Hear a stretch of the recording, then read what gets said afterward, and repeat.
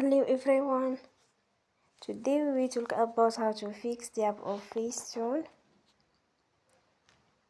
We will go to settings. Then we click on apps. After that we will search the app FaceTune. And here we click. Then we will on for stop. After that we will go to storage. Then we click on the clear cache.